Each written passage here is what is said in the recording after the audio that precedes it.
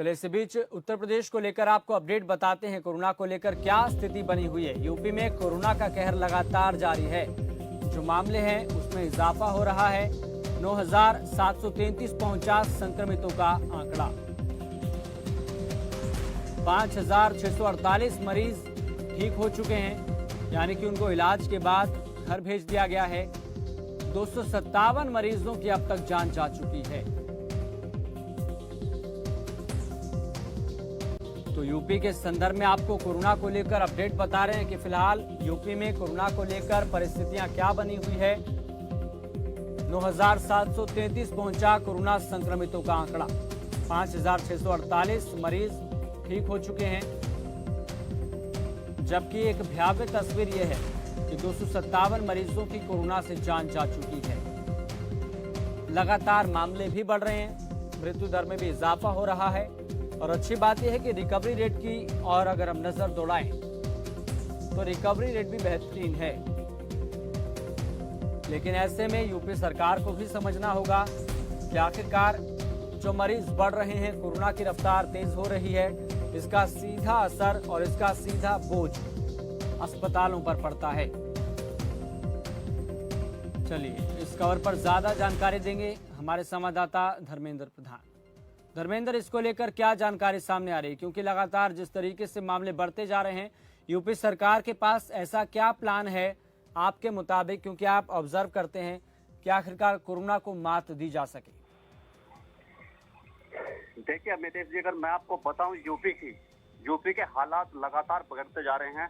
लगातार योगी सरकार प्रयास करने के बाद में भी कोरोना की जो संख्या जिस प्रकार से बढ़ रही है यूपी में, अगर यूपी की सटे, अगर मैं यूपी के अगर एक जिले मेरठ की अगर मैं बात करूं तो जो मेरठ में लगातार जो संक्रमितों की जो संख्या वो बढ़ती जा रही है। हालांकि मेरठ को कुछ जगह से खोल दिया गया है, लेकिन उसका परिणाम यही हो रहा है कि लगातार फिर भी संख्या बढ़ रही है। उसकी चैन तोड़ने में प्रशासन बिल्कुल नाकामयाब दिख रहा है। पूरे उत्तर प्रदेश में कोई जगह ऐसी अब शायद नहीं है कि जहां पर कोरोना की संख्या ना बढ़ रही हो, प्रशासन के लगातार कोशिश के बावजूद भी। हालांकि लोगों में अगर सूझबूझ से अगर लोग में इसका पालन करें तो हो सकता है कि संख्या घट जाए, क्योंकि लोग जानबूझकर भी अनजान बने हुए हैं और सोशल डिस्टेंस का बिल्कुल पालन नहीं कर रहे हैं। कोई बैंक के सामने की भीड़ देख लें या कोई शराब के ठेकों के सामने की भीड़ देख लें, लगातार जो संख्या बढ़ रही है, सिर्फ जो एक दूसरे को छुआछूत से हो रहा है ये मामला, उसको लेकर ज्यादा बढ़ रही है जी। और इसको लेकर अगर दो बड़े कारण माने जाएं तो वो क्या बड़े कारण हैं जिसकी वजह से प्रदेश में और इलाके में मामले बढ़ते जा रहे हैं?